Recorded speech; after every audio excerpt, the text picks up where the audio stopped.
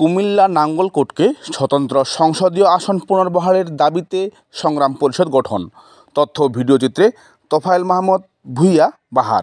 11 নাঙ্গলকোট স্বতন্ত্র সংসদীয় আসন পুনর্বহালের জন্য গঠিত সংগ্রাম পরিষদের কমিটি ঘোষণা করা হয়েছে। শনিবার পৌর সদরের অস্থায়ী কার্যালয়ে এক সংবাদ সম্মেলনের মাধ্যমে সংগ্রাম পরিষদের এই কমিটি ঘোষণা করা হয়।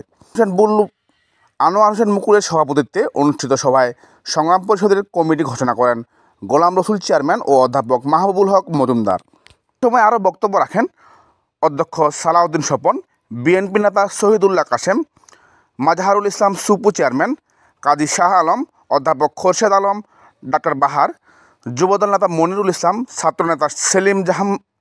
ছাত্রনেতা সেলিম জাহাঙ্গীর মন্টু সহ প্রমুখ।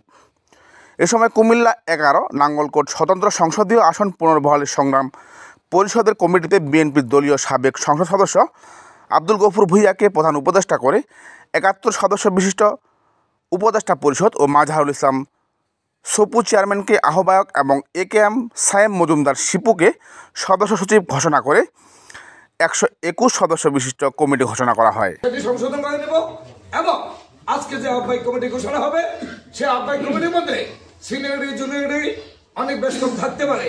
আমরা পরবর্তীতে তা সংশোধন করব এবং যাদের নাম বাদ যাবে আমরা পরবর্তীতে তাদের নাম অন্তর্ভুক্ত করব।